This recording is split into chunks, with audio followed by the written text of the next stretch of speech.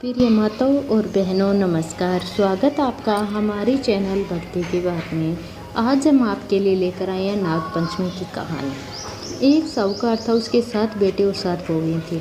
सातों बूढ़े जुहड़ से मिट्टी लेने गई।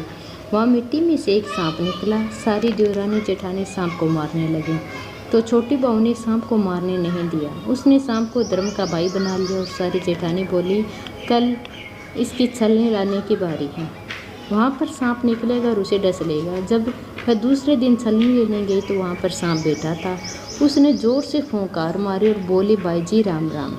सांप बोला, तूने मेरे को भाई बोल दिया, नहीं तो मैं तेरे को खा जाता। वह बोली कि तुम मेरे धर्म के भाई हो और मैं तुम्हारी धर्म की बहन, इसलिए तुम मेरे को कैसे खा जाते। जब वह घर आई उसे देखकर जेठानियाँ बोली कि इसे तो सांप देवता ने नहीं खाया। वहाँ भी वापिस आ गई। थोड़ी देर बाद सांप धर्म का भाई बनकर उसे लेने आ गया और बोला कि मेरी बहन को बेच दो। तब जेठानियाँ बोली कि हमारा तो पियर भी है, तब भी कोई लेने नहीं आया, और इसका पियर नहीं है तब इसका भाई लेने आ गया। बाद में उसको सिर धोकर मेहंदी लगाकर और सामान इकट्ठा करके भेज दिया। पीहर पहुंचकर सांप की माँ ने उसकी खातिर की। एक दिन उसकी पड़ोसन से लड़ाई हो गई तो उसका धर्म भाई अपनी माँ से बोला कि अब बहन को ससुराल भेज दो। फिर उसे बहुत सारा धन देकर भेज दिया। तब वहाँ पर ताई चाची बोले कि बहू, तेरा भाई बहुत लाड चाव करता है और तेरे को 6 कोठे की ताली भी दे दी, परंतु 7वीं कोठे की ताली क्यों नहीं दी। तब वह अपने मन में बोले कि भाई, तूने मुझे 7वीं कोठे की चाबी क्यों नहीं दी। तब भाई बोला कि अगर तू 7वीं कोठे की ताली लेगी तो तुम पछताएगी, परंतु वह बोली कि मैं तो लूँगी। तब उसने चाबी लेकर खोल कर देखा तो एक बूढ़ा अजगर सांप बैठा है। अजगर ने उसे देखकर फुंकार मारी तो वह बोली, बाबा जी राम राम। अजगर बोला, तूने मुझे बाबा जी कहकर बुलाया, नहीं तो मैं तुझे खा जाता। वह बोली, खाते कैसे, तुम्हारी धर्म की बेटी हूँ और तुम मेरे धर्म के पिता। बाद में बहुत सारा धन देकर अपने ससुराल आई तो सारी जेठानियाँ बोली कि अपना तो पीहर था, तब भी भाई बाप नहीं लेने आए, और इसका पीहर नहीं है तब भी बहुत सारा धन दौलत लेकर आई है। दूसरे दिन उसके बच्चों ने अनाज का बोरा गिरा दिया। तब उसकी ताई बोली कि तेरा तो नाना मामा है और सुनता होगा, वह सोने चांदी की अनाज की बोरी मंगवा कर दे जाए, तुम हमारा अनाज नहीं गिराओ।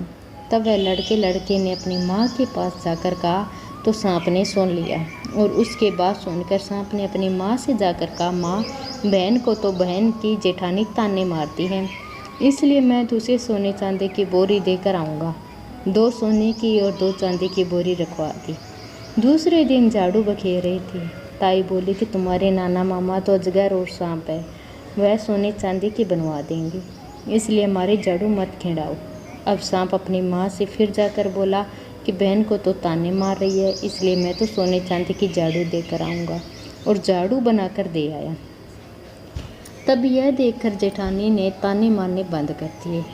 तब जेठानी ने राजा से जाकर कहा कि हमारी देवरानी के पास तो 9 लखा हार है, वह उसके क्या अच्छा लगेगा, वह तो रानी के अच्छा लगेगा।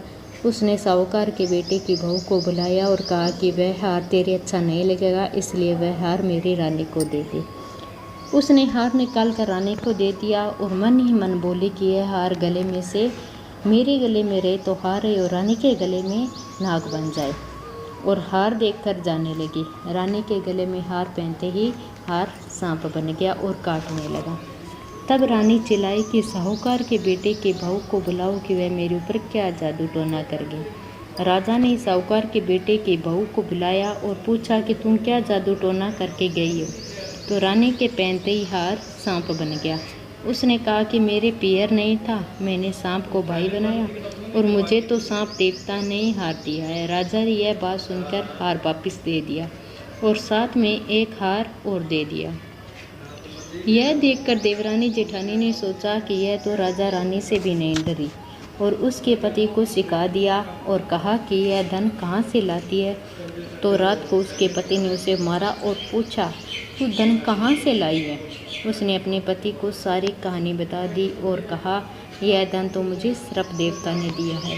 उसके पति ने सारे गांव में ढिंडोरा पिटवा दिया कि सब कोई नाग पंचमी को ठंडी रोटी खाई और बायना निकाले। इस कहानी को जो कोई पढ़ता है और सुनता है उसके नाग देवता ही कृपा से सब मनोकामनाएं पूर्ण होती है।